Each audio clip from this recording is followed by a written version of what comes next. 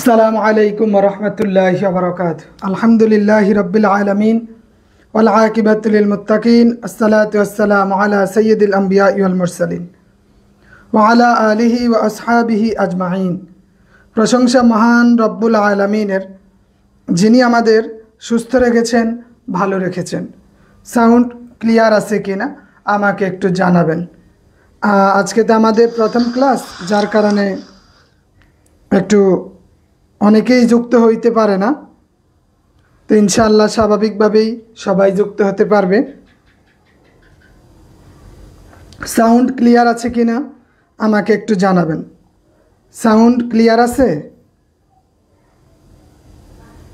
ওকে। তো আমরা আজকে, আমি অবশ্যই হোয়াটসঅ্যাপ গ্রুপে আমাদের ক্লাস লিংক দিয়ে দিলাম।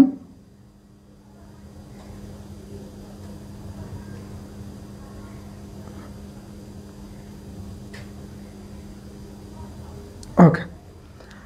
তো সর্বপ্রথম মহান রব্বুল আলামিনের প্রতি কৃতজ্ঞতা জ্ঞাপন করছি, যিনি আমাদেরকে আজকে একত্রিত করেছেন।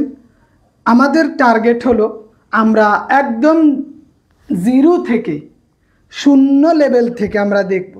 হ্যাঁ, অনেক কিছুই অনেকের জানা থাকতে পারে, অনেকের অবগত আছে, বাট আমরা শুধু এতটুকুই করব যে ওই জানা কাজটাকে আরেকটু গতিশীল করে তুলব, এবং আমরা আমাদের সেই স্থান তৈরি করে নিব যে গ্রামাটিক্যাল যে ভয়গুলো আছে, ওই ভয়গুলো আমরা কাটিয়ে তোলার চেষ্টা করব।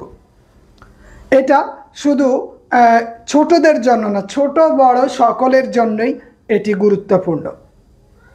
লেখাগুলো ক্লিয়ার আছে? মোহাম্মদ আক্তার হোসাইন সাহেব, হেদায়েতুল্লাহ সাহেব, ওয়ালাইকুম আসসালাম। আমরা আজকে একটা ক্লাসের মাধ্যমে আমরা হরফ সম্পর্কে, বিশেষ করে এই হরফগুলো ধারাবাহিকভাবে আমরা একটু আলোচনা করে যাব। সব কিছু যদি ওকে থাকে, আমি আমার ক্লাসের কাজ শুরু করতে পারি। আমরা একদম এন্ট্রি লেভেল থেকে, আমি আপনাকে আবারও বলছি, আমরা কোন লেভেল থেকে শিখতে চাই? আমরা শিখতে চাই একদম শূন্য থেকে। আপনি অনেক কিছু জানেন, কিন্তু এখন আপনাকে বুঝতে হবে আমি কিছুই জানি না। আমি এখন অ্যাজ এ চিলড্রেন হিসাবে আসি, আমি চেষ্টা করব যাতে কিছু শেখা যায়। 3 ভাষার ব্যাকরণ, 3 ভাষায় আমরা দেখব আসলে গ্রামার সব কিছু মূল এক, কারণ এটা ল্যাঙ্গুয়েজ। সব বিষয় একই, কিন্তু ভিন্ন ভিন্নভাবে এতদিন আমরা দেখেছি। আমরা আজকে এক নিয়মে দেখব। মুস্তাকিম চৌধুরী সাহেব, প্রথমেই আমরা আসি হরফ।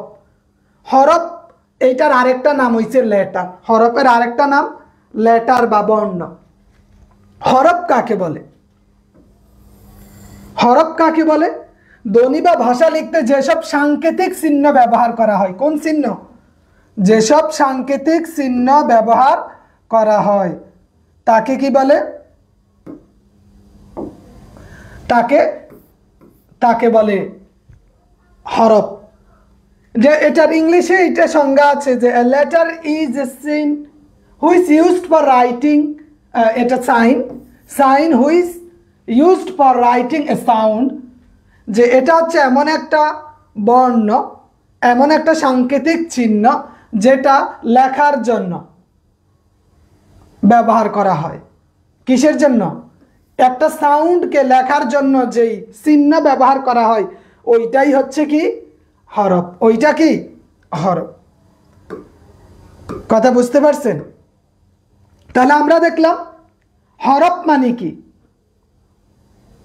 মুস্তাকিম চৌধুরী, এটা আমাদের বেসিক লেভেল। গ্রামাটিক্যাল বিষয়গুলো আমরা যখন A to Z শিখতে পারবো, এটা শেখার একটা পর্যায়ে গিয়ে আমরা অ্যারাবিক বলেন, ইংলিশ বলেন, কথা শুনলেও বুঝতে পারবো এবং নিজেরা কিছু কিছু বলার ট্রাই করতে পারবো। আমরা দেখি হরফ বা বর্ণ বা লেটার, ধ্বনি বা ভাষা লিখতে যে সব সাংকেতিক চিহ্ন ব্যবহার করা হয় তাকে বলে হরফ। এটার ইংরেজিতে হচ্ছে লেটার, এটার বাংলা হচ্ছে বর্ণ। তাহলে ইংলিশ ডেফিনেশনটা কি? A letter is a sign which used for writing a sound, যেটা এই সাউন্ডকে লেখার জন্য যে সাংকেতিক চিহ্ন ব্যবহার করা হয় এইটাকেই হরফ বলে। যেমন উদাহরণ, মেসাল কি আছে? স্বর, সরয়া, এ বি, আবার আমরা দিতে পারি আলিফ বা তা। এরপরে আমরা দেখি আল হুরুফুল হিজাইয়া, বর্ণমালা, অ্যালফাবেট। আল হুরুফুল হিজাইয়া, অ্যালফাবেট বাকি বর্ণমালা।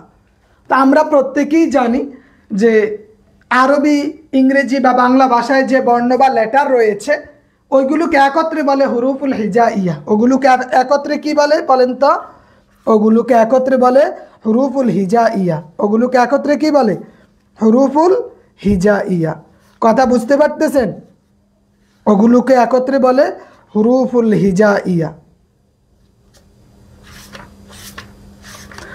ওকে, তাহলে হুরুফুল হিজাই, এই হুরুফুল হিজাইয়া বর্ণমালা আমরা জানি ইংরেজিতে আছে 26, বাংলায় 50, আরবিতে আছে 29টি। আরবিতে কয়টি? 29টি।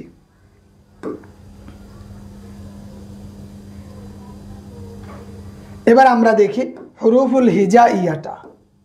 হুরুফুল হিজাইয়া অ্যালফাবেট, আরবি বা ইংরেজি বা বাংলা ভাষায় যে বা বর্ণ লেটার ব্যবহার করা হয় ওইগুলাইকে একত্রে হুরুফুল হিজাইয়া বলে। ইংরেজিতে এটা জানি, এটা তো আমরা দেখলাম যে all those letter together are called alphabet. সকল লেটারকে একত্রে কি বলে? অ্যালফাবেট বলে। বর্ণমালা কাইন্ড অফ অ্যালফাবেট কি? ইংরেজি লেটারগুলো আকারের দিক থেকে দুই রকমের হয়ে থাকে, এটা সবাই জানে। একটা হচ্ছে বড় হাতের আর একটা ছোট হাতের। বড় হাত মানে এই না, কারণ কিন্ডার গার্ডেনে বাচ্চাদেরকে বলা হয়েছিল যে তোমরা বাসা থেকে বড় হাতের ABCD লেখা নিয়ে আসবা। তো বাচ্চা মেয়েটা বাড়িতে গিয়ে তার আম্মুকে বলতেছে, আম্মু যে তোমার হাতে একটু ABCD গুলা লেখা দাও। বলে আমি কেন লেখা দিব, তোমার লেখা তুমি লিখবা। বলছে না, ম্যাডাম বলছে যে বড় হাতের ABCD লিখতে, তো আমার হাত তো ছোট, তোমার হাত বড়, সুতরাং তুমি লেখো, তুমি লেখো। তো এটা সেই বড় হাতের নয়, এটা ক্যাপিটাল লেটার, এটা ক্যাপিটাল লেটার। তো আমরা এরপরে দেখব যে প্রত্যেকটি বাক্যের প্রথম শব্দের প্রথম বর্ণটি বড় হয়, এটা সকলেই জানি। তো এক্ষেত্রে কি জাতির নাম, ধর্মগ্রন্থ, আল্লাহর নাম, ব্যক্তি, বস্তু, স্থান, উপাধি, সংক্ষেপ, দিন, মাস, পত্রিকা, পাহাড়, পর্বত, উৎসব, ভাষা, বিষয়, দেশ ইত্যাদি নামের ইংরেজি ছাপার বড় অক্ষরে হবে প্রথমে। উচ্চারণের দিক থেকে বাংলা, ইংরেজি বা আরবি ভাষার বর্ণমালা আবার দুই প্রকার। বর্ণমালা আবার কয় প্রকার? দুই প্রকার। একটা হইছে আমরা জানি হুরুফুল আতফ আর হুরুফুস সহি। একটা হইছে হুরুফুল আতফ, হুরুফ ইল্লাত, হরফে ইল্লাত। আরেকটা কি? হরফে সহি।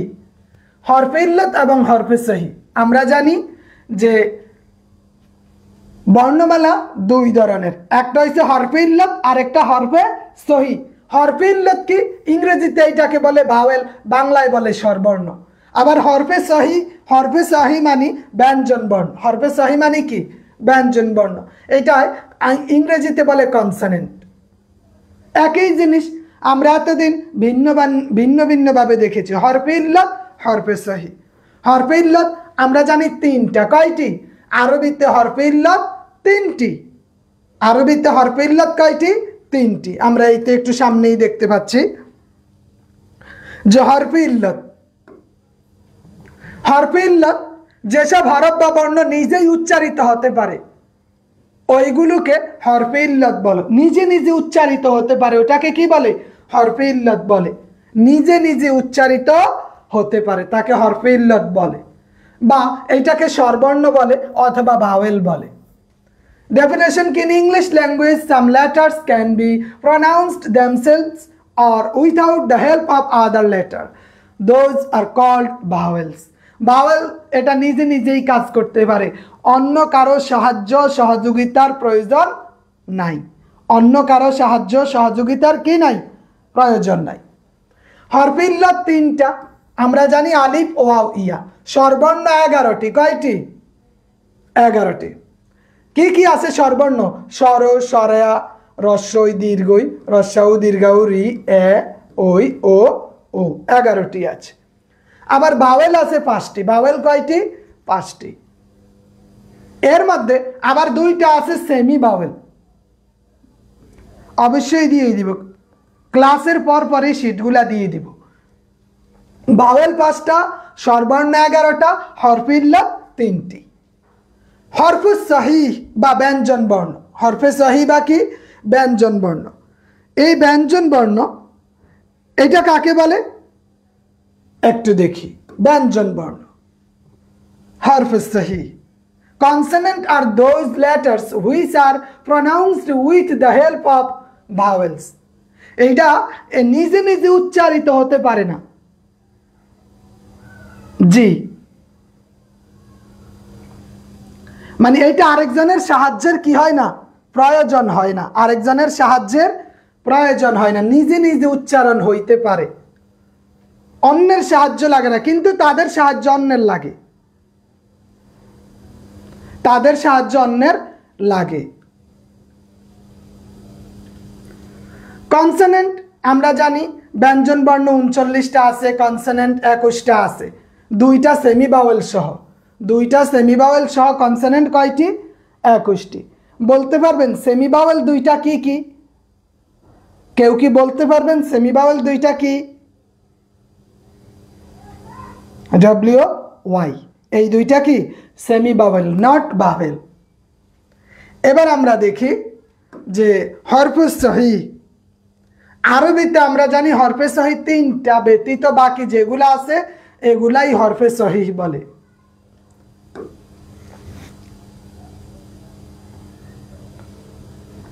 এই যে এখানে যতগুলো আছে আলিফ ওয়াও ইয়া ব্যতীত বাকি যে কয়টা আছে সবগুলা হরফে সহিহ। হরফে ইল্লাত নাকিসা বা অর্ধ স্বরবর্ণ বা সেমি ভাওয়েল, যে সেমি ভাওয়েল আমরা জানি ডব্লিউ এবং ওয়াই, এই 2টাকে কি বলে? সেমি ভাওয়েল বলে। আমাদের সব সময় লাগে সেমি ভাওয়েল। বা কনসোনেন্ট উভয় প্রকার উচ্চারিত ব্যবহৃত হয়, তাই এগুলিকে অর্ধ স্বরবর্ণ বলে। ডব্লিউ ওয়াই শব্দের প্রথমে হলে কনসোনেন্ট, আর যেমন আমরা way, W A Y, way, এবং শব্দের মাঝে বা শেষে হলে এটাকে তখন আমরা ভাওয়েল বলবে। আমরা শব্দের শুরুতে আসলে এটাকে বলবো কনসোনেন্ট। শুরুতে আসলে কি বলবো? কনসোনেন্ট। যখন এটা শব্দের মাঝে আসবে, শব্দের শেষে আসবে, তখন আমরা এটাকে ভাওয়েল বলবো। কথা ক্লিয়ার? মোহাম্মদ আক্তার হোসাইন নাইমি সাহেব, যখন আমরা বলবো যে W H a way, way যখন আমরা বলবো বা উই বলবো অথবা ওয়ান্ট বলবো, এই ওয়ান্টের ডাব্লিউ হচ্ছে কনসোনেন্ট। ওয়ান্টের ডাব্লিউ কি? কনসোনেন্ট। কিন্তু যখন আমি বলবো ভয়, যখন আমি কি বলবো? ভয়। যখন আমি বলবো ভাই, যখন আমি বলবো আই, তখন আমরা যখন মাঝে আর শেষে ডব্লিউ এবং ওয়াই বসবে তখন ওইটাকে আমরা ভাওয়েল বলবো। কি বলবো? ভাওয়েল বলবো। কথা বুঝতে পারছেন? এই খুঁটিনাটি বিষয়গুলা এটা গ্রামারের সৌন্দর্যকে বাড়িয়ে তোলে। কারণ এই খুঁটিনাটি বিষয়গুলো আমাদের পড়াও হয় না বা আমাদের ওইভাবে জানারও সুযোগ হয় না, বা আমরা ছোটবেলা থেকে ওইভাবে শিখেও বড় হই না। এখন সময়ের প্রয়োজনে আমরা শিখি। আপনি কেন শিখবেন? কারণ আপনার আরেকজনকে শিখাইতে হবে। যেহেতু আপনি একজন টিচার, আরেকজনকে আপনার শিখাতে হবে, এই জন্য আপনি শিখবেন। এর মাধ্যমে নিজেদের অবস্থানটাকে আরেকটু আমরা মজবুত করব। তাহলে আলিফ লাম সহকারে উচ্চারণের দিক থেকে আল হুরুফুল হিজাইয়া বা আরবি বর্ণমালা আবার 2 প্রকার। আমরা একটু দেখি আরবি বর্ণমালা 2 প্রকার। আলিফ লাম সহকারে উচ্চারণের দিক থেকে এটা জটিল একটা জায়গা। আলিফ লাম সহকারে উচ্চারণের দিক থেকে হুরুফুল হিজাইয়া 2 প্রকার, হুরুফুল শামসিয়া, হুরুফুল কমারিয়া। কি কি? হুরুফুল শামসিয়া, হুরুফুল কমারিয়া। হরফে শামসিয়া এবং হরফে কমারিয়াটা আমরা একটু দেখব। কাকে হরফুল শামসিয়া বলে? সোলার লেটার কাকে বলে? সোলার লেটার কাকে বলে? সূর্যাক্ষর বা সোলার লেটার, যেসব আরবি বর্ণমালা পূর্বের আলিফ লাম ব্যবহার করলে লামের উচ্চারণ হয় না, উক্ত বর্ণের উচ্চারণ 2 বার বা তাসদীদ দিয়ে পড়তে হয়, এই ধরনের হরফকে আল হুরুফুস শামসিয়া বলে। হুরুফুস শামসিয়া, এটা ভাইবা বোর্ডে জিজ্ঞেস করে বলছে হরুফুল শামসিয়া কাকে বলে, হরুফুল কামারিয়া কাকে বলে। ভাইবা বোর্ডে প্রভাষককে জিজ্ঞেস করে, সহকারী মৌলবীকে জিজ্ঞেস করে, ইবতদায়ী মৌলবীকে জিজ্ঞেস করে এই তথ্যগুলো, বা একজন ছোট মানুষের জন্য এটা গুরুত্বপূর্ণ বিষয়। তো হরফে শামসিয়া কি কয়, যেটা শুরুতে আলিফ লাম আসলে লামের উচ্চারণ হয় না। লামের উচ্চারণ কি হয় না। যেমন আশামসু, এই শিনের উপর তাসদিদ আইছে, শিনের উপর কি তাসদিদ, শব্দটা দুইবার উচ্চারণ হয়েছে, কিন্তু এখানে এই যে একটা লাম আছে, আল শামসু হয় না, আশামসু। কেন? কারণ এই বর্ণগুলোর পর, এই বর্ণগুলোর পূর্বে যদি আলিফ লাম আসে, এই লামের উচ্চারণ হবে না। এই বর্ণগুলোর পূর্বে যদি আলিফ লাম আসে, এই লামের উচ্চারণ না হয়ে এই বর্ণটা দুইবার উচ্চারণ হবে। কয়বার উচ্চারণ হবে? দুইবার। ইফতেখার আলম সাহেব, কথা বুঝতেছেন? আমার কথা কি বুঝতে পারতেছেন আপনি? গোলাম আজম সাহেব, কথা কি বোঝা যায়? মুস্তাকিম চৌধুরী সাহেব, মেহেদি হাসান সাহেব, শফিউল বাশার সাহেব, হেদায়তুল্লাহ সাহেব, আমার কথা আপনারা বুঝতে পারতেছেন? তাহলে আমরা জানি হরফে শামসিয়া কি। হরফে শামসিয়া ওই সমস্ত হরফ, যেই হরফগুলোর পূর্বে আলিফ লাম আসলে লামের উচ্চারণ না হয়ে ওই হরফটা দুইবার উচ্চারণ হয়, ওই হরফের উপর তাসদিদ চলে আসে। এই জন্য এইটার নাম হয়েছে হরফুস শামসিয়া। এইটার নাম কি? হরফুস শামসিয়া। তাহলে হরফুস শামসিয়া কয়টি? তা, সা, দাল, জাল, র, জা, সিন, শিন, সোয়াদ, দোয়া, তোয়া, জোয়া, লাম, নুন, এগুলাকে বলে হরফুস শামসিয়া। এগুলাকে কি বলে? হরফুস শামসিয়া। কথা ক্লিয়ার? তাহলে আমরা দেখলাম হরফুস শামসিয়া কোনগুলো।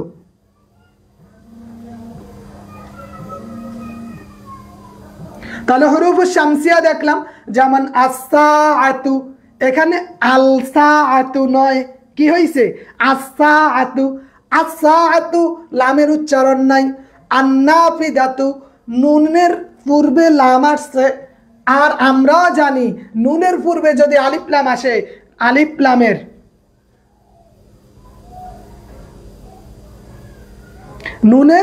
নুনের পূর্বে আলিফ লাম আসলে আলিফ লামের ক্ষেত্রে লামের উচ্চারণ হবে না। এরপরে আন্নাফিদাতু, আত-তিলমিজ, এই দেখেন আত-তিলমিজ, তিলমিজুন ছাত্র, দা স্টুডেন্ট, ছাত্রটি। আমরা একটু, এটা কিন্তু সবারই বেসিক, আরবি, ইংরেজি, বাংলা সবগুলোরই। ইফতেখার আলম সাহেব, আত-তিলমিজ। তাহলে এখানে দেখলাম যে আমাদের এই যে হরফে শামসিয়া ওই সমস্ত হরফকে বলে যেই হরফের শুরুতে আলিফ লাম আসলে লামের উচ্চারণ হবে না, লামের উচ্চারণ হবে না। এবার আমরা আসি হরফুল কমারিয়া, লুনার লেটার্স। হরফুল কমারিয়া, হরফুল কমারিয়া কি? এগুলো এমন এক ধরনের শব্দ, হরফ, যেগুলার পূর্বে আলিফ লাম আসলে লামের উচ্চারণ হয়। যেগুলার পূর্বে আলিফ লাম আসলে কি হয়? এগুলার পূর্বে আলিফ লাম আসলে লামের উচ্চারণ হয়। যেমন আল কলামু, এখানে কফ আছে, কফ আসার কারণে লাম আসছে। কফ আসার কারণে কি? লাম আসছে। কফ আসার কারণে লাম আসছে। যেমন আমাদের পরবর্তী ক্লাস শুধু ইংলিশ প্রনাউন্সিয়েশনের উপর থাকবে। কিসের উপর? ইংলিশ প্রনাউন্সিয়েশন, ইংলিশ উচ্চারণের উপর। কখনো কখনো আমাদের শুধুমাত্র আরবি একটা বিষয়ের উপর থাকবে, শুধুমাত্র ইংরেজি একটা বিষয়ের উপর থাকবে। এইভাবে আমাদের ক্লাস থাকবে। বা কিছু কিছু আছে আরবি, বাংলা, ইংরেজি তিনোটার মিশ্রণে থাকবে, তিনোটার মিশ্রণে থাকবে। আজকে আমরা শুধু একটু বেসিকগুলা দেখব। কি দেখব? বেসিক বিষয়টা দেখব। আচ্ছা ঠিক আছে, এটা সামনে করে দিব, মোহাম্মদ আক্তার হোসেন সাহেব। তাহলে আমরা দেখলাম হরফুল কামারিয়া কি?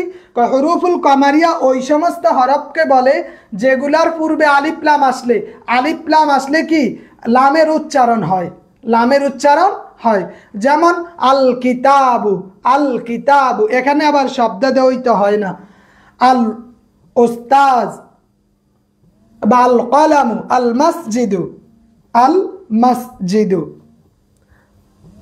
আল উইসাদাতু, আল উইসাদাতু, উইসাদাতু মানে বালিশটি, হ্যাঁ, আল উইসাদাতু। আল কামিসু, তাহলে আমরা জানি হরফে শামসিয়া কি, শুরুতে আলিফ লাম থাকলে লামের উচ্চারণ হবে না। হরফুল কামারিয়া কি, শুরুতে যদি আলিফ লাম থাকে লামের উচ্চারণ হবে, লামের উচ্চারণ হবে। কথা বুঝতে পারছেন? এবার আসি আমরা আমাদের সিলেবালের কাছে। আল মাকদাউল হিজাই, শব্দাংশ বা সিলেবাল। যে শব্দ বা ওয়ার্ড যতটুক অংশ একবারে উচ্চারণ করা যায় তাকে কি বলে? তাকে সিলেবাল বলে। তাকে কি বলে? সিলেবাল বলে। A portion of a word which is uttered at a time is called syllable.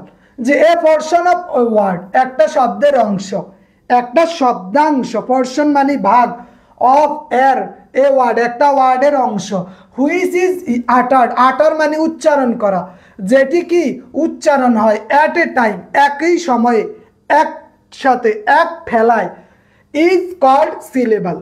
এইটাকে আরবিতে বলে আল মাকদাউল হিজাই বা সিলেবাল বা শব্দাংশ। সিলেবাল বা কি? শব্দাংশ। আল মাকদাউল হিজাই, শব্দাংশ বা সিলেবাল। সিলেবাল কয় প্রকার বলতে পারেন? সিলেবাল 4 প্রকার। সিলেবাল কয় প্রকার? আমরা জানি সিলেবাল 4 প্রকার। সিলেবাল 4 প্রকার। আমরা একটু দেখি সিলেবাল 4 প্রকার। তাহলে ইংরেজি শব্দ উচ্চারণ করার ক্ষেত্রে সিলেবাল কত প্রকার? 4 প্রকার। এবার দেখি 4 প্রকার কি কি। একটা হইছে মনোসিলেবাল, ডাইসিলেবাল, ট্রাইসিলেবাল, পলিসিলেবাল। মনোসিলেবাল কি? যে শব্দ একবারে উচ্চারণ করা যায় তাকে মনোসিলেবাল বলে। কি সিলেবাল? মনোসিলেবাল বলে। যেমন দেখেন এখানে বলছে র্যাট, র্যাট অর্থ ইঁদুর। ফ্যান, ফ্যান অর্থ কলম। ফ্যান একবারে উচ্চারণ হয়, একবারে কি হয়? উচ্চারণ হয়। দ্বিতীয়ত ডাইসিলেবাল, যে শব্দ 2 বারে উচ্চারণ করা যায় তাকে ডাইসিলেবাল বলে। এইটা বাংলায় 2 বারে উচ্চারণ হবে। কয়বারে? 2 বারে। যেমন father, mother, sister, sister, sister. তাইলে আমরা দেখলাম একটা শব্দ, এটা সিলেবাল 4 প্রকার। কয় প্রকার? 4 প্রকার। যেটা একবারে উচ্চারণ হয়ে যায়, mat, fat, fan, rat, good, একবারে উচ্চারণ হয়ে যায় তখন ওইটাকে বলে মনোসিলেবাল। যে শব্দ 2 বারে উচ্চারণ হয় মাঝখানে একটা পার্টিশন দেওয়া থাকে, যেমন father, mother, sister, sister, sister, 2 মাঝখানে কি আছে? বাঙ্গা আছে। এই বাংতির কারণে, একটা বাংতি থাকলে এইটাকে বলে ডাইসিলেবাল। কি সিলেবাল? ডাইসিলেবাল। যদি 3 বারে উচ্চারণ করা হয়, যদি কয়বারে? 3 বারে উচ্চারণ করা যায় তখন তাকে বলে ট্রাইসিলেবাল। তাকে কোন সিলেবাল বলে? ট্রাইসিলেবাল। যেমন বাংলাদেশ, এইটাকে বলে ট্রাইসিলেবাল। এইটাকে কি বলে? ট্রাইসিলেবাল। কথা বুঝতেছেন? তাহলে ট্রাইসিলেবাল যে শব্দ 3 বার, এটার মাঝে 2টা ভাঙ্গা পড়ে। কয়টা ভাঙ্গা? 2টা ভাঙ্গা পড়ে, ওইটাকে বলে ট্রাইসিলেবাল। যেটার মাঝে একটা ভাঙ্গা পড়ে ওইটাকে বলে ডাইসিলেবাল। আর পলিসিলেবাল মানে যেটা 3-এর অধিক বারে উচ্চারণ করা হয়, 3-এর অধিক বারে উচ্চারণ করা হয়। যেমন এখানে কি আছে? এক্সামিনেশন। কি আছে? Examination, examination. তাহলে 3-এর অধিক কয়টা অংশ হয়েছে? 1 2 3 4। 3-এর অধিক অংশ যখন হয় তখন ওইটাকে বলে পলিসিলেবাল। ওইটাকে কি বলে? পলিসিলেবাল। যেমন কনভারসেশন, কনভারসেশন, কথাবার্তা। প্রত্যেক সিলেবালের সঙ্গে কমপক্ষে একটি ভাওয়েল বা স্বরবর্ণ থাকতে হবে, বেশি ভাওয়েলও থাকতে পারে। প্রত্যেকটা সিলেবালের সাথে একটি করে, প্রত্যেকটা সিলেবালের সাথে একটি করে কি থাকবে? মুস্তাকিম চৌধুরী সাহেব, আমি শিক্ষক ছাত্র দুইটাই, কারণ নিজে নিজে পড়তে হয়, শিখতে হয়। যখন নিজে পড়ি তখন ছাত্র, যখন পড়াই তখন শিক্ষক। তাহলে আমরা দেখলাম একটা গুরুত্বপূর্ণ বিষয় যে প্রতিটা সিলেবালে একটি করে ভাওয়েল থাকা বাধ্যতামূলক। যদি ভাওয়েল না থাকে তাহলে ওইটা সিলেবাল হয় না। ভাওয়েল না থাকলে কি হয় না? সিলেবাল হয় না। এগুলাই খুঁটিনাটি বিষয় মূলত। ভাওয়েল না থাকলে কি সিলেবাল হয় না। বেশি ভাওয়েলও থাকতে পারে, যেমন দেখেন বাং, বাং, BANG, এখানে এ একটা ভাওয়েল আছে, লা এখানে একটা আছে, DE আছে, এখানে ই আছে ভাওয়েল, একজা এখানে এ আছে, মি আই আছে, নে আই আছে, এখানে দুইটা আছে আই ও, আবার এখানে আছে ও, এখানে ই, এখানে এ, এখানে আই ও। তাহলে আমরা দেখলাম প্রতিটা সিলেবালের ক্ষেত্রে ভাওয়েল থাকা বাধ্যতামূলক। ভাওয়েল থাকা কি বাধ্যতামূলক। প্রতিটা সিলেবালে ভাওয়েল বা স্বরবর্ণ থাকা বাধ্যতামূলক। প্রত্যেকটা শব্দের অংশে এখানে ভাওয়েল থাকবে, অথবা এখানে সিলেবাল থাকবে, অথবা এখানে কি শব্দের অংশের মধ্যে এগুলা থাকতে হবে। তাহলে আমরা তো এতক্ষণ দেখলাম শব্দাংশ, আমরা এতক্ষণ কি দেখলাম? শব্দাংশ দেখলাম। এবার আমরা একটু দেখি শব্দ। মুফরাদ, মুফরাদ অথবা ওয়ার্ড বা শব্দ। মুফরাদ এক বা একাধিক হরফ বা বর্ণ বা লেটার পাশাপাশি বসে যদি কোনো অর্থ প্রকাশ করে তাকে মুফরাদ বলে। এক বা একাধিক হরফ, এক বা একাধিক হরফ বা বর্ণ বা লেটার পাশাপাশি বসে কোনো অর্থ প্রকাশ করে তাহলে তাকে কি বলে? তাকে শব্দ বলে, ওয়ার্ড বলে, মুফরাদ বলে। When a letter or a group of letters, যখন একটা লেটার অথবা group of letter part takes some meaning is called a word. যখন এটা একটা অর্থ গ্রহণ করে, একটা কি গ্রহণ করে? অর্থ গ্রহণ করে, তখন এইটাকে ওয়ার্ড বলে। অর্থবোধক একক শব্দকে ওয়ার্ড বলে। অর্থবোধক একক শব্দকে কি বলে? ওয়ার্ড বলে। তাহলে আমরা দেখলাম অর্থবোধক একক শব্দকে ওয়ার্ড বলে। যেমন আমরা জানি আল কিতাব, এ বুক, একটা বই। আকসামুল কালিমা, শব্দের প্রকারভেদ, কাইন্ডস অফ ওয়ার্ড, আমরা জানি এইটা দুই প্রকার। কয় প্রকার? দুই প্রকার। একটা হচ্ছে উইথআউট মিনিং ওয়ার্ড, আর একটা হচ্ছে উইথ মিনিং। আরবি ভাষায় কালিমা বা শব্দ বা ওয়ার্ড দুই প্রকার। শব্দ বা ওয়ার্ড কয় প্রকার? দুই প্রকার। একটা হচ্ছে লফজে মুহমাল, একটা কি লফজে মুহমাল, আর একটা হচ্ছে লফজে মুস্তাআমিল, অর্থহীন শব্দ, আর একটা হচ্ছে অর্থবোধক শব্দ। অর্থহীন শব্দ আর একটা কি অর্থবোধক শব্দ।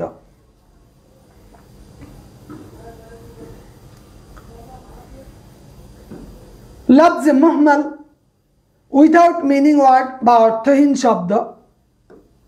মানুষের মুখের অর্থহীন ধ্বনিকে লফজে মুহমাল বলে। মানুষের মুখের এই যে ধ্বনিটা, অর্থহীন ধ্বনিটাকে মুহমাল বলে। এ মুহমাল কোনটা? দেখেন মাছ টাছ, আমরা কথায় মাছ টাছ খাই না, মাছ টাছ ভাল লাগে না, আর পানি টানি কিছু আনো। এখানে এই যে টাচ, টাচ বলতে কিছু আছে, টানি বলতে কিছু আছে। এই টাচ টানি এই এগুলাই মূলত, এগুলারই অপর নাম লফজে মুহমাল। এগুলার অপর নাম কি? লফজে মুহমাল। আমরা যখন কথা বলি, কথার মধ্যে মাছ টাছ, পানি টানি, এই যে শব্দের সাটা, সাটা, সা চিনি না, এগুলা বইয়ের কাজ চলমান, যে যাই পড়ায় এগুলা প্রত্যেকটা PDF ধরে এবং একটা সময় যায় আসবে। হ্যাঁ, তাহলে লফজে মুহমাল আর একটা হচ্ছে লফজে মুস্তাআমিল, যে এখানে মিনিং ওয়ার্ড, অর্থবোধক শব্দ, মানুষের মুখে উচ্চারিত অর্থবোধক শব্দকে বলে লফজে মুস্তাআমিল। যেমন ভাত, মাছ, আলু, গোস্ত, এগুলা। তো মুফরাদ আমরা জানি লফজে মুস্তাআমিল, এই যে মিনিং ওয়ার্ড, অর্থবোধক শব্দ দুই প্রকার। অর্থবোধক শব্দ কয় প্রকার? দুই প্রকার। একটা হইছে মুফিদ, আর একটা হইছে মুরাক্কাব। একটা হইছে মুফিদ, আর একটা কি মুরাক্কাব। মুফিদ কোনগুলা আর মোরাক্কাব কোনগুলা আমরা একটু দেখি। মুফরাদ, মুফরাদ কোনগুলা? মুফরাদ মানে কি? Single word. সিঙ্গেল ওয়ার্ড মানে একক শব্দ, যেমন কিতাব, কিতাবুন, এ বুক, একটি বই। আরবিতে শব্দ তিন প্রকার। আরবিতে কালিমা, শব্দ বা ওয়ার্ড কয় প্রকার? তিন প্রকার। একটা হচ্ছে এসএম, আর একটা ফেয়েল, আর একটা হরফ। এসএম, ফেয়েল, হরফ। ইংরেজিতে কালিমা বা শব্দ বা ওয়ার্ড 8 প্রকার। এটা আমরা পরে আলোচনায় নিয়ে আসব, পার্টস অফ স্পিচ আমরা ওইখানে নিয়ে আসব। বাংলায় কালিমা বা শব্দ 5 প্রকার। আজকে আমরা শুধু আরবিটাই একটু দেখি। প্রথমেই আমরা দেখি যে এসএম। এসএম নাউন বা বিশেষ্য। যে কালিমা নিজেই নিজের অর্থ প্রকাশ করার ব্যাপারে স্বনির্ভর এবং 3 কালের কোনো কালের প্রয়োজন হয় না, তাকে কি বলে? এসএম বলে। যেমন রজুলুন বা ম্যান, একজন লোক। কলামুন বা পেন, একটি কলম। কলামুন বা পেন, একটি কলম। এসএম কিভাবে চিনব? এসএম আমরা কিভাবে চিনতে পারি? এসএম চিনার উপায়, প্রথমেই এসএম কিভাবে চিনব? এইটার শুরুতে আলিফ লাম আসবে। শুরুতে কি আসবে? আলিফ লাম আসবে। যেমন আলহামদু, আলহামদু এইটা এসএম।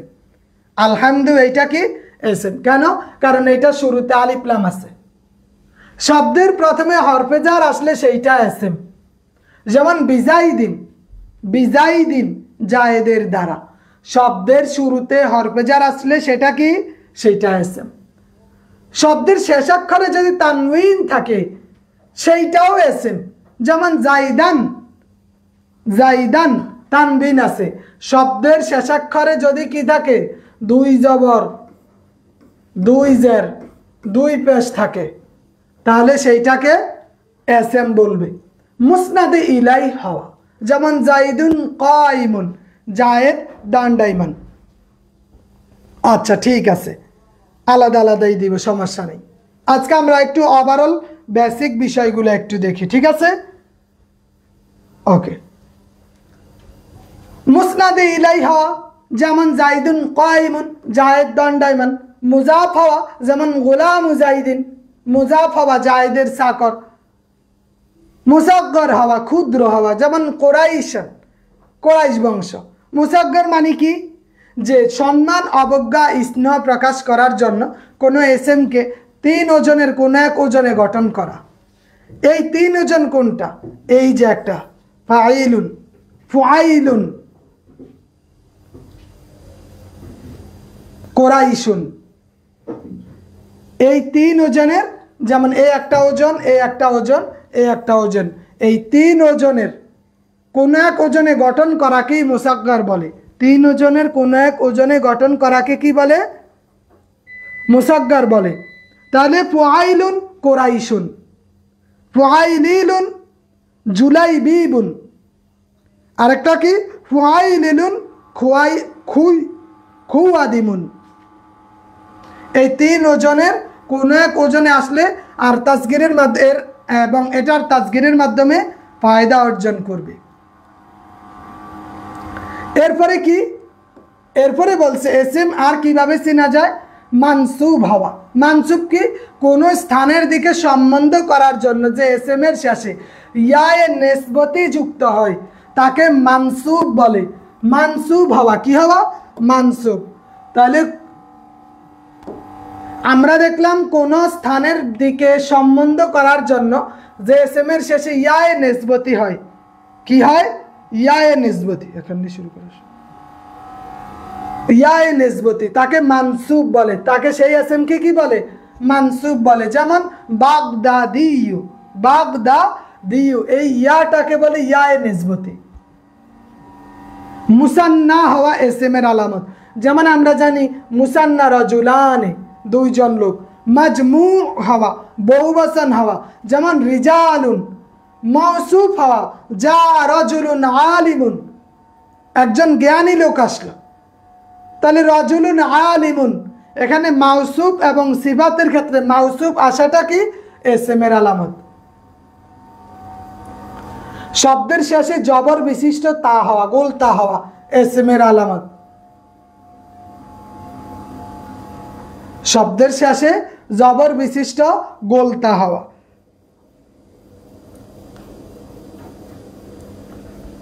দারিবাতান, হরফে নেদা হওয়া, হরফে নেদা হওয়া কিসের আলামত? এসএমের আলামত। তাহলে আমরা কোনো একটা শব্দ দেখলে এটা কি এসএম হবে না ফেয়েল হবে না হরফ হবে? এসএম, ফেয়েল, হরফ, এই তিনটার কোনো একটার মধ্যে আমরা এগুলাকে ফেলে দিতে হবে, তাহলে আমরা অর্থ নির্ণয় করার ক্ষেত্রে বেশ কাজে দিবে। শুধু এইটা না, আমাদের সামনে যখন আমরা এই পার্টস অফ স্পিচ দেখব,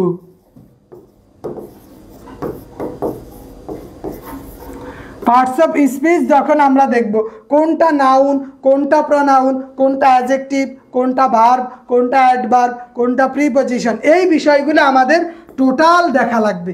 দেখলেই আমরা তখন শব্দ নির্ণয় করতে শিখব, এবং এটা নির্ণয় করার পর এটা কি অর্থ হইতে পারে, যখন আমরা প্র্যাকটিসে যাব তখন বিষয়গুলো আমাদের বেশ সুন্দরভাবে আয়ত্তে আসবে। এরপরে আমরা দেখি যে ফেয়েলের আলামত। ফেয়েলের আলামত কোনগুলা? যে কালিমা নিজেই নিজের অর্থ প্রকাশ করে, উক্ত অর্থটি কোনো কাল ধারণ করে তাকে ফেয়েল বলে। ফেয়েলের আরেক নাম কি? ভার্ব, এবং বাংলায় যেটাকে কি বলে? ক্রিয়া বলে। যেমন দরাবা, দরাবা, সে প্রহার করলো। এই ফেয়েল কিভাবে চিনব? বলে শব্দের শুরুতে যদি সিন আসে তাহলে এটা ফেয়েলের আলামত। কিসের আলামত? ফেয়েলের আলামত। শব্দের প্রথমে যদি কদ আসে, কদ আসে, এটা ফেয়েলের আলামত। আমরা জানি মাজির যেই আলামতগুলো আছে, মুজারার যেই আলামতগুলো আছে, ওইগুলো অবশ্যই দেখলেই বুঝবো ওইটা ফেয়েল। শব্দের প্রথমে সাউফা আসে, সাউফা তা'লামুন। শব্দের প্রথমে হরফে জাজেম আসে, এমন যেমন লাম ইয়াদরিব, এই লাম আসার কারণে এখানে কি আসছে? জজম আসছে। শব্দের প্রথমে লান আসে, শব্দের শেষে জমিরে মারফুয়ে মুত্তাসিল আসে। জমিরে মারফুয়ে মুত্তাসিল এগুলা সম্পর্কে ধারণা আছে। জমির মানে কি? এই জমিরটাই মূলত প্রনাউন, জমিরটাই মূলত প্রনাউন। শব্দের শেষে তা সাকিন হওয়া, শব্দের শেষে তা সাকিন হওয়া কিসের আলামত? ফেয়েলের আলামত। সব আমর হওয়া, নাহি হওয়া, এখানে মাঝি মোজারা আমর নাহি সব কিছুই লাগবে। এরপরে আমরা জানি, তাহলে আমরা এখানে দেখলাম কি? মাজি, এইটাও তো ফেয়েল, মুদারে এইটাও ফেয়েল, আমর আছে, আমর এইটা ফেয়েল, নাহি এইটাও ফেয়েলের আলামত। এগুলা কিসের আলামত? ফেয়েলের আলামত। এরপরে আসি আমরা হরফের কাছে। যে কালিমা অন্য কালিমার সংযুক্তি ছাড়া স্পষ্টভাবে নিজের অর্থ নিজে প্রকাশ করতে পারে না তাকে হরফ বলে। নিজের অর্থ নিজে প্রকাশ করতে পারে না তাকে হরফ বলে। হরফ আমরা জানি এসএম ও ফেয়েলের কোনো আলামত পাওয়া না গেলেই সেইটা কি? হরফ। এসএম ও ফেয়েলের কোনো আলামত না পাওয়া গেলে সেইটাকেই কি বলে? হরফ বলে। ওকে, আচ্ছা, তা আমরা এতটুক দেখলাম। এবার আমরা একটু দেখি আমাদের আসলে যে ক্লাসগুলো আমরা সাজাইছিলাম, এখানে দেখবেন আমাদের আজকে যেটা ছিল বর্ণমালা ও শব্দ। আজকে আমরা শুধু কি দেখলাম?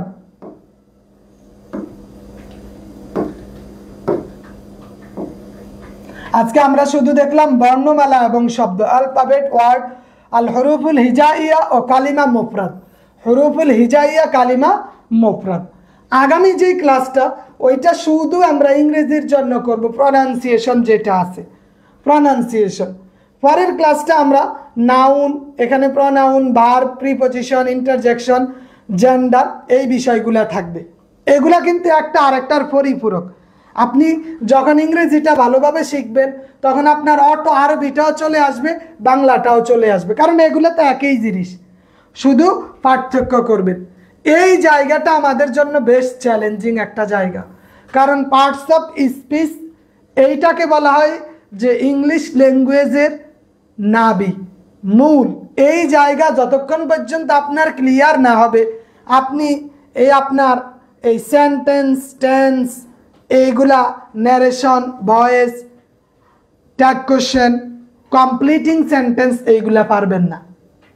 তো এই জন্য আমরা অবশ্যই এই পরবর্তী ক্লাসগুলোতে বিশেষভাবে এই জায়গাটাকে জোর দিব। এটা জোর দিলে বাংলাটাও ক্লিয়ার হবে এবং এইখানে আমাদের আরবিটাও ক্লিয়ার হবে। আরবি আমাদের অনেকেই জানা আছে, আমরা শুধু সমন্বয় করে নিব। ঠিক আছে গোলাম আজম সাহেব, কথা বুঝতে পারছেন? আমরা শুধু কি করব, এটা সমন্বয় করব যে আসলে প্রিপজিশন বা ইন্টারজেকশন এইটার আরেক নাম হইছে হরফ। প্রিপজিশন কনজাংশন ইন্টারজেকশন আরেক নাম কি হরফ। ফেল যেটা আমরা জানি ভাব, ওইটা বাংলা ক্রিয়া, বাংলায় সর্বনাম, ইংরেজিতে প্রনাউন, আরবিতে জমির, বাংলায় বিশেষ্য, ইংরেজিতে নাউন, আরবিতে এসেম। তাহলে এগুলোতে আমাদের অনেক কিছুই জানা আছে, আমরা জাস্ট একটু খুব বিস্তারিত আমরা এগুলা শুনবো, এগুলা দেখব যে যখন নাউনের কথাটা আসবে নাউনের A to Z আমাদের দেখতে হবে, যাতে আমি যে কোনো সময় যে কোনো প্যাসেজ দেখলে চিনতে পারি এইটা নাউন, এইটা প্রনাউন, এটা অ্যাডজেক্টিভ, এইটা ভার্ব, এটা অ্যাডভার্ব, এটা প্রিপজিশন। এগুলার পর যখন আমার এই জায়গাটা শেষ হবে, যখন আমার পার্টস অফ স্পিচ শেষ হবে, তখনই আমরা কেবল টেন্সের দিকে যাইতে পারবো। টেন্স দিয়ে শুরু করে এরপর আমরা কমপ্লিটিং সেন্টেন্স অন্য অন্য সেক্টরে যাব। তবে আমরা চেষ্টা করব বেশ কিছু গ্রামাটিক্যাল তথ্য সমৃদ্ধ অর্জন করতে। ওকে, কারো কোনো কথা আছে আজকে? আমাদের এই ক্লাসটা আমরা বড় ছোট সকলের জন্য, যার কারণে একদম বেসিক লেভেল থেকে আমরা সামনে অগ্রসর হই। আমরা একদম মূল থেকে সামনে অগ্রসর হব, যাতে কারো কোনো জানার থাকলে, কারো কোনো অজানা থাকলে এই অজানা তথ্যগুলো আমাদের উপরে উঠে আসবে। এই জন্য আমরা এটা দেখব। তবে তার জন্য আমাদের বেশ ধৈর্যেরও প্রয়োজন আছে। অনেক কিছু আপনি জানেন কিন্তু আপনার আর একজন জানে না, অনেক কিছু আছে আপনি জানেন আরেকজন জানে না, ও জানে আপনি জানেন না, কিন্তু যখন আপনার কাছে ওই পড়াটা আসবে তখন আপনি জাস্ট এটা আরেকটু ঝালাই করে নেবেন, এতটুকুই, আর কিছু লাগবে না আমাদের, যাতে আমাদের এই বিষয়গুলো একদম ক্লিয়ার থাকে। পাশাপাশি আমাদের তারকিব তাহকিক এগুলার দিকেও আমরা নজর দিব, তবে এগুলা পরের বিষয়। আগে কিন্তু আমাদের এই খুঁটিনাটি বিষয়গুলো ভালোভাবে আয়ত্ত করতে হবে। ঠিক আছে, তাহলে আজকে এতটুকুই রইল। আজকের যেই পড়াগুলো আছে এগুলো একদম একদম ক্ষুদ্র লেভেলের পড়া, 1 2 3 এইরকম বা 4 5 বাচ্চাদের যেই পড়াগুলো আমরা মূলত আজকে সেইটাই একটু দেখলাম। আসসালামু আলাইকুম ওয়া রাহমাতুল্লাহি ওয়া বারাকাতুহু।